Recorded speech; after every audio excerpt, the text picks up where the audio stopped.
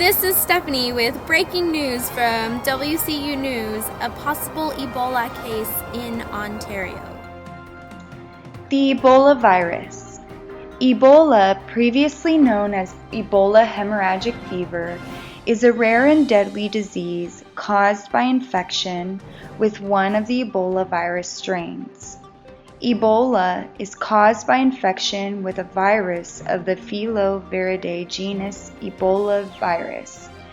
There are 5 identified Ebola virus species, 4 of which are known to cause disease in humans: Ebola virus, Sudan virus, Thai forest virus, and Bundibugyo virus. And the 5th is the Reston virus, which is caused by non-human primates. The Ebola virus was first discovered in 1976 near the Ebola River, which is now the Democratic Republic of the Congo. Since then, the outbreaks have appeared sporadically in Africa. The natural reservoir host of the Ebola virus is still unknown. The 2014 Ebola epidemic is the largest in history, affecting multiple countries. There were 2 imported cases, including 1 death, and 2 locally acquired cases in healthcare workers were reported in the United States. Some of the signs and symptoms that are related to the Ebola virus include fever, severe headache, muscle pain, weakness, fatigue, diarrhea, vomiting, abdominal pain, unexplained hemorrhage, such as bleeding or bruising. Unfortunately, there is no current treatment for the Ebola virus. Mode of transmission. Because the natural reservoir host of the Ebola virus has not been identified, the way in which the virus first appears in a human at the start of an outbreak is still unknown. However, scientists believe that the first patient becomes infected through contact with an infected animal, such as a fruit bat or primate, which is called a spillover event.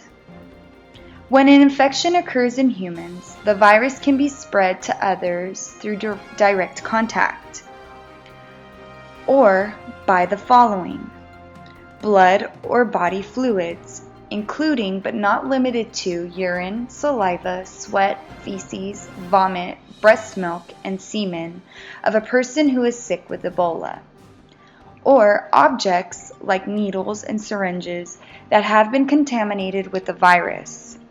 And lastly, infected fruit bats or primates, such as apes and monkeys. Healthcare providers caring for Ebola patients and family and friends in close contact with Ebola patients are at extremely high risk of getting sick because they may come in contact with the infected blood or body fluids.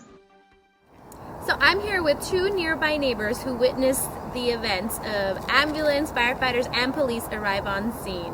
How do you feel? Well, it was really weird because I heard all these sirens coming from outside, and I look outside the window, and there's a whole bunch of cops. And then these men with yellow suits. It was really weird. How do you feel about the case of Ebola being so close to home? I'm just really worried about my family and my kids. I don't really know that much about Ebola. I just know that people die from it, and I'm just really scared because, I don't know if my kids are going to be okay or my family. It's just really scary.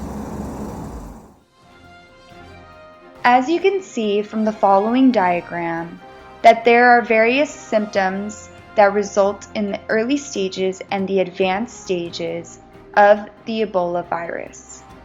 Some of the early stages include headache, fever and fatigue, muscle pain, and sore throat. Some of the advanced stages of the Ebola virus include bleeding from the eyes, nose, and mouth, impaired liver and kidney, diarrhea, vomiting, rash, and internal and external bleeding.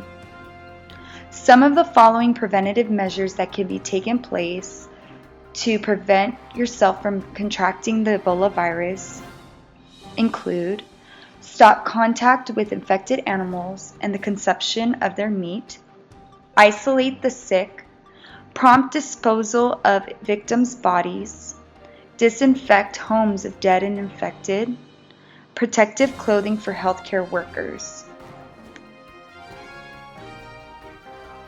Can the Ebola virus be weaponized? This is Brittany reporting from West Coast Community Hospital.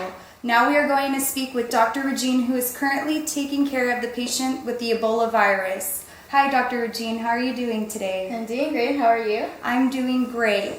Now, what is the current treatment for the Ebola virus? As of right now, we don't have an approved FDA vaccine for the Ebola virus. However, we are treating them as symptoms persist. For example, we give them IV fluids, we give them electrolytes, as well as we check their O2 sat, their BP as well. And also, we really just treat the symptoms as they come by. Great. Now, do you think that this case is possible for maybe a terrorist attack? Do you think that it was associated with anything like that? No, I don't think it is. I think it's just like related to the outbreaks in Africa. Okay. And so I don't think it is a terrorist attack. So. Okay. This is an unfortunate event. We really hope that the families do get treated for this virus. This is Brittany at West Coast University Hospital. Viability as a bioweapon. It should be viewed with heavy skepticism. Ebola is notoriously unstable when removed from a human or animal host, making weaponization unlikely. In order to make it a bioterrorist event, a terrorist organization would need a live host infected with the virus, either a human or an animal. Once a host is captured, it would need to be transported to a category for laboratory. The process to weaponize a biological agent is complex and multi-staged. So overall, even if all was to be done, Ebola cannot endure during climatic conditions. The virus can only survive in a specific environment. With this, the possibility to survive in such states is very rare. The mode of transmission is not optimal.